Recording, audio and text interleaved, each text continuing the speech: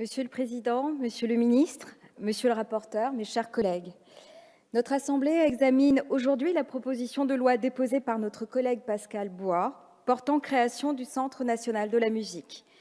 Nous avons eu l'occasion en commission de saluer cette initiative qui devrait venir en appui d'un secteur occupant une place très importante dans l'univers culturel de notre pays. Moi, je suis l'homme, et toi la musique, et je t'aime éperdument, je t'aime depuis tout le temps, chantait Gilbert Bécaud. Annoncé en 2018 par Françoise Nyssen, ce centre national naît donc au moment où le secteur musical renoue avec l'expansion après des années difficiles. La musique a subi de plein fouet la crise consécutive à l'arrivée des technologies numériques et c'est tout un circuit qu'il a fallu recréer, toute une économie qu'il a fallu reconstruire. C'est ainsi qu'en 15 ans, le chiffre d'affaires de la filiale musicale a chuté de 60%, posant question quant à la pérennité de la création et de la promotion de la diversité musicale de notre pays. Depuis, l'industrie musicale, les modèles de production, les chaînes de promotion se sont considérablement réformés et ont désormais repris pied en regagnant du terrain. C'est dans ce contexte que nous devons aborder notre discussion. Nous le savons, la reprise reste fragile. Tous les acteurs nous le disent. Et il nous faut poursuivre le soutien que l'État apporte au secteur musical au travers, entre autres, des divers crédits d'impôt qui restent essentiels. Par une heureuse initiative, notre Assemblée a prorogé leur application jusqu'en 2022.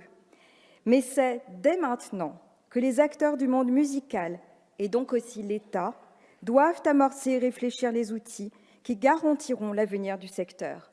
Le CNM en fait assurément partie. Il sera un outil de convergence et d'intelligence collective accompagnant la progression du secteur. Il s'appuiera pour cela sur l'existant et sur ce qui a fonctionné. Il regroupera ainsi les fondations du Centre national de la chanson, des variétés et du jazz, du Fonds pour la création musicale et du Centre d'information et de ressources pour les musiques actuelles. Ce nouvel établissement public devra défendre l'intérêt général en complémentarité avec les services de l'État et les initiatives que celui-ci prend d'ores et déjà au travers des services centraux et déconcentrés. C'est à cette condition que nous pourrons assurer une politique publique de la musique qui soit à la fois ambitieuse, puissante et qui irrigue l'ensemble de notre territoire.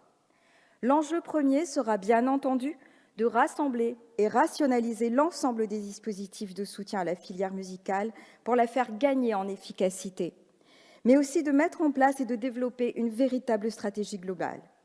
À ce titre, nous avons été nombreux, en commission, à souligner combien l'intégration du bureau export nous paraît essentielle en vue d'atteindre cet objectif. Là encore, c'est bien sur le marché mondial que se joue la partie, et la France a toutes les chances de réussir. Nous le voyons déjà avec le formidable dynamisme de nos artistes à l'étranger. Nous sommes heureux à ce titre de voir l'initiative du gouvernement en la matière et nous soutiendrons bien entendu l'amendement qui nous est proposé. Tout comme nous sommes satisfaits de la possibilité d'y adjoindre le club Action des labels et des disquaires indépendants français, dont le travail et l'investissement sont tout aussi importants. Cependant, cette réussite reste encore trop celle de quelques artistes stars. L'autre enjeu de la filière musicale est donc aussi de poursuivre la politique de soutien à la création et d'émergence de nouveaux artistes, tant on sait que le chemin est difficile pour se faire un nom dans ce milieu. De nombreuses initiatives ont vu le jour, des plateformes de musique en ligne, des sociétés de gestion collective, mais elles doivent être prolongées et amplifiées. En commission, enfin, nous avions dit notre inquiétude concernant la rédaction de l'article 5 sur les modalités de fusion des 3 organismes qui seront regroupés au sein du CNM, dont 2, faut-il le rappeler, sont des associations de droit privé. Le rapporteur a sur ce point apporté une réponse claire par la réécriture de cet article.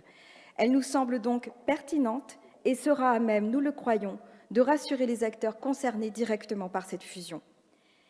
Il faudra veiller à laisser au futur CNM les coudées franches pour conduire ces discussions, sans trop l'encadrer de recommandations et de missions pour lesquelles il pourrait ne pas disposer des ressources nécessaires. Il nous semble ainsi que les missions listées à l'article 1, telles que modifiées par nos travaux en commission, couvrent un champ large et offre de belles perspectives de développement. Nous avions insisté particulièrement sur la 4e mission, qui porte sur l'observatoire de la filière. Il s'agit là d'une mesure essentielle. Un tel observatoire est indispensable et il faut absolument reprendre ce chantier en dépit des échecs passés. Nous vous rejoignons, Monsieur le rapporteur, sur la méthode qui laisse aux professionnels le soin de s'organiser dans le cadre du CNM sans recommencer les erreurs qui ont abouti à ce que le précédent observatoire ne voit jamais le jour. La gouvernance, si elle est importante, ne doit pas être l'essentiel de sa mission. Il s'agit bien de construire un outil utile à la filière.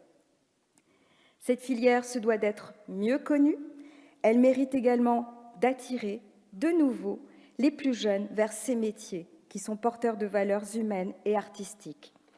Aussi, compléter les missions du CNM par une participation au développement de l'éducation artistique et culturelle nous semble aller dans le bon sens. Mesdames, Messieurs, chers collègues, ce Centre national de la musique était attendu depuis longtemps. Plusieurs fois repoussé, il est désormais sur le point d'aboutir. Mais il ne marquera pour autant pas sa réussite, qui dépendra bien plus de l'ambition que tous nous serons capables de porter pour lui. Ce Centre national devra être un outil qui permette d'augmenter la force du secteur. Cela nécessitera une implication de tous, les professionnels d'abord, qui devront s'y investir pour en tirer parti, la puissance publique d'autre part, et notamment l'État au travers du ministère, attendu lors du prochain PLF, et la représentation nationale enfin, qui devra suivre l'installation du CNM et lui apporter tout le soutien nécessaire. Le groupe MODEM et Apparentés salue donc cette initiative qui porte en elle une grande ambition pour l'art et la culture. Nous devons la soutenir et lui donner les moyens de son développement. Le Centre national de la musique y contribuera certainement. La musique, parfois, a des accords majeurs. C'est la raison pour laquelle le groupe MODEM et Apparentés votera en faveur de ce texte. Je vous remercie.